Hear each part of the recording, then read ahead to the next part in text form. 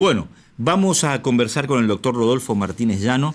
Vamos a hablar un poco de la interna del Partido Justicialista. Ayer Diego comentaba que hubo una medida judicial del doctor Fresneda que ponía en revisión el proceso interno del Partido Justicialista, pero sin efectos suspensivos, ¿no? Así es, aclaración realizada posteriormente por las autoridades que asumieron hace una semana más o menos, y respecto a que no tenía ese carácter suspensivo y que estaban todavía en funciones. De todas formas, la acción judicial está en marcha y bueno, los detalles de la resolución obviamente conocidos, pero ¿cómo se generó todo esto? Me parece que el protagonista es quien está con nosotros en el aire, ¿no? Doctor, ¿cómo le va? Lo saluda Martín Varela, ¿cómo anda? Muy buenos días, Martín. Buenos días a toda tu audiencia. El gusto de escucharlo. Bueno, igualmente. Cuénteme, doctor, ¿en qué momento está esta interna a partir de su presentación judicial y de lo que hoy, en definitiva, interpreta el afiliado, el simpatizante justicialista, que puede llegar a pasar con el partido con esta decisión del doctor Fresneda? Bueno, antes que nada, te quiero decir que esta decisión del doctor Fresneda está firme, sí, e implica absolutamente que el doctor Fresneda, como juez federal con competencia electoral, sí, no ha dado visto bueno a la aprobación del escrutinio y a la proclamación de candidatos que realizó la Junta Electoral. Ajá. Es decir, ha pisado el freno y ha pateado la pelota para la Cámara Electoral Nacional, donde debe resolverse una cuestión fundamental, como es la validez o no de la reforma de la Carta Orgánica, y a la jueza María Servini de Cubría, que debe resolver si la decisión de intervenir el Partido Justicialista es legal o no. Ajá.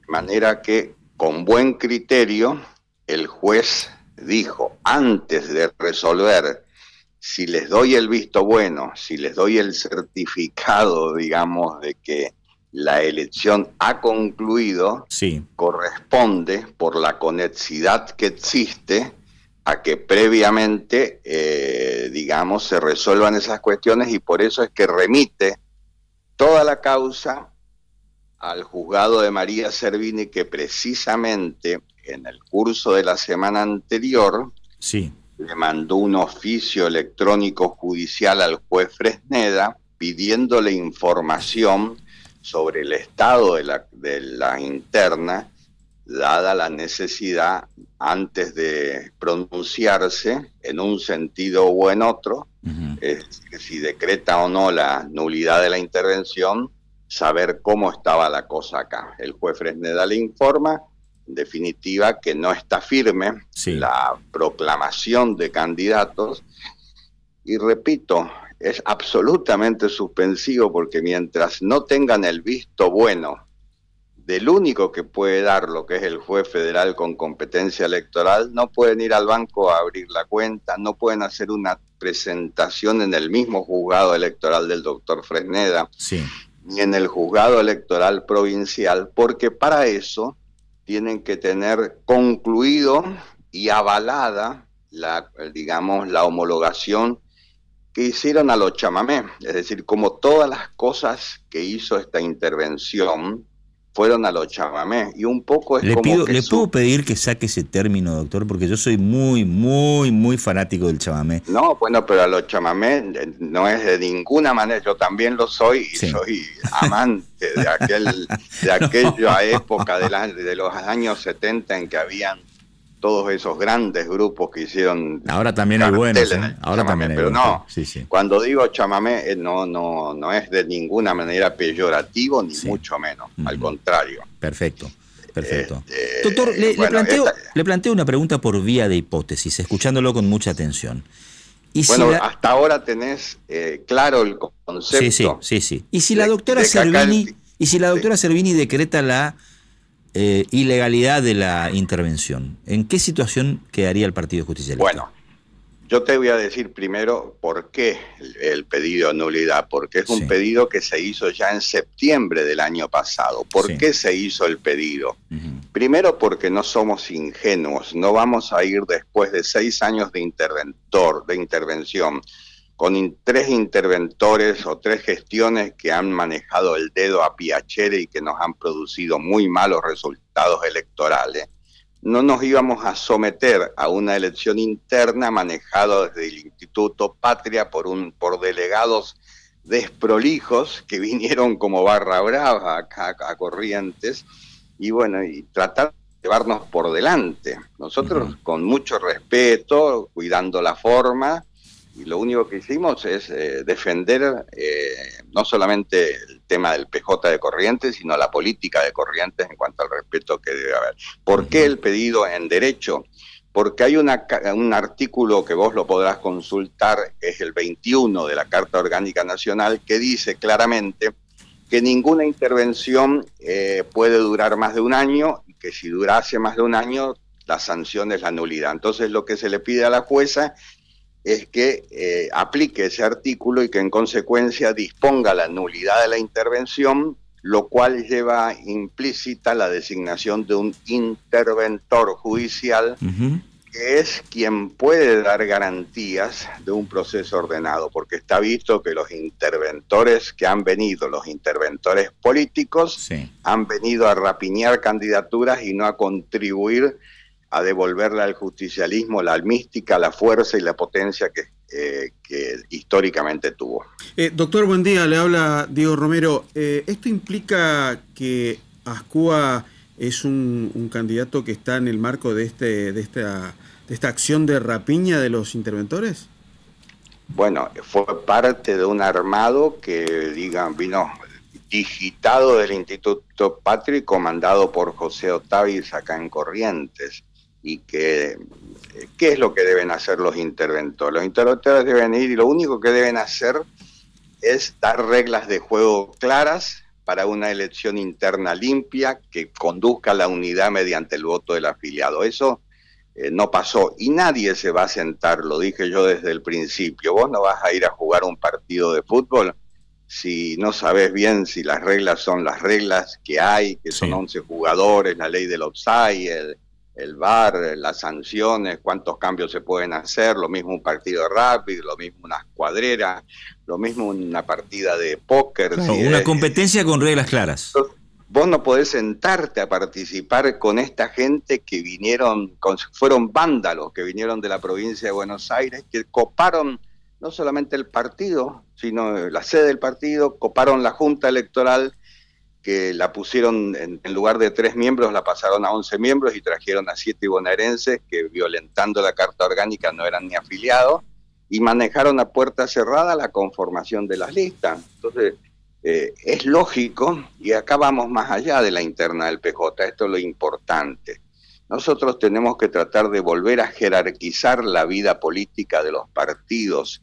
Para eso no podemos aceptar que en los partidos haya, como en los sindicatos o como en los clubes de fútbol, grupos dominantes que hacen uso y abuso de los resortes partidarios, y que esto impide que muchos jóvenes y no tan jóvenes puedan involucrarse en la vida de los partidos tratando de participar sanamente de procesos de elección democrática. En el PJ no viene ocurriendo eso, y yo la hago responsable en este sentido a Cristina, porque ella desde la conducción nacional no ha contribuido a, ampliar el partido, a hacerlo crecer, sino que lo ha cerrado cada vez más, y esto es una realidad. Es decir, hoy está al frente del partido de manera formal con un grupo de leales alrededor, pero el partido cada vez está más chico, con un discurso que menos llega a la gente. Entonces nuestro problema está más allá de los temas de Corrientes, en que el PJ nacional no está funcionando adecuadamente. Y en este marco, doctor, la situación es, uno entiende,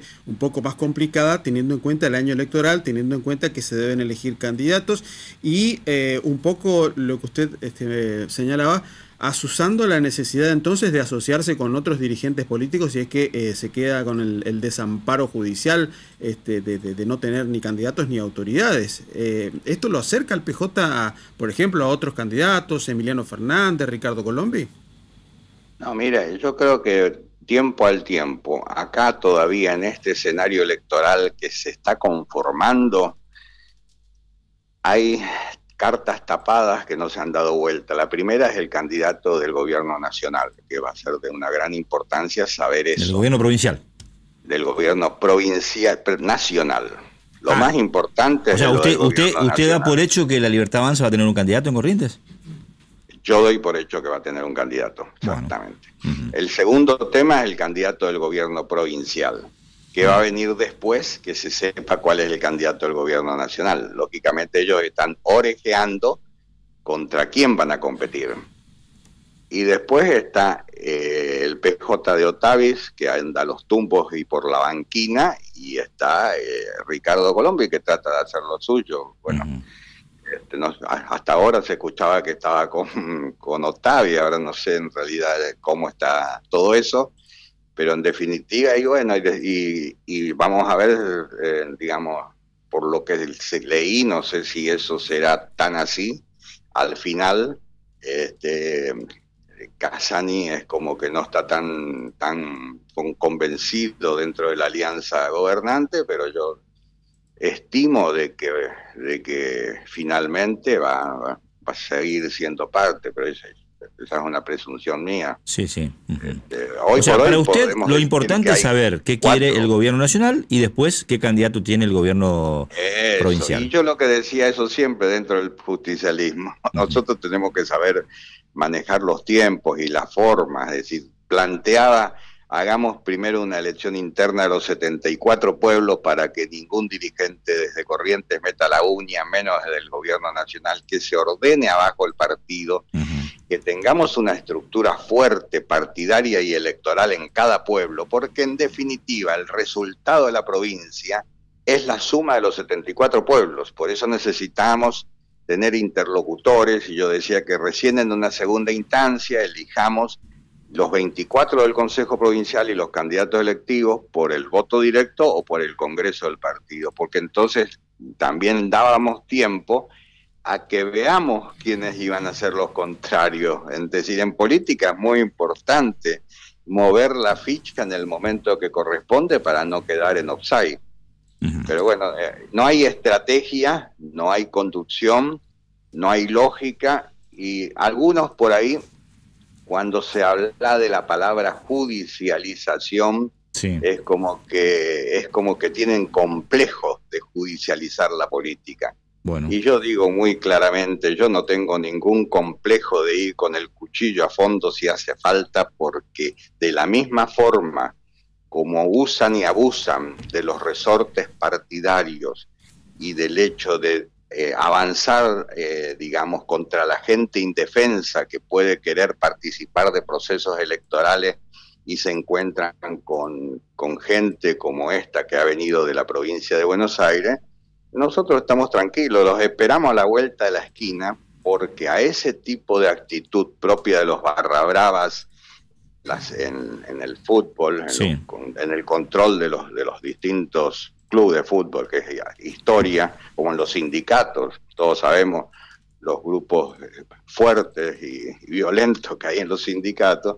Bueno, nosotros tenemos el arma de la razón, del derecho y de la justicia, que la sabemos usar, o sea, vamos a esperar y vamos a actuar conforme corresponde, sin ningún tipo de complejo. Doctor, le mando un abrazo y le agradezco los minutos. Un cordial saludo a toda tu audiencia. Rodolfo Martínez Llano, dirigente del Partido Justicialista, efecto suspensivo entonces para lo que significó la designación de autoridades nuevas en el Partido Justicialista. Roberto Ojeda me llama desde Exteriores. Roberto, buen día, ¿por dónde andás? Muy buenos días, Martín, para vos, para el equipo.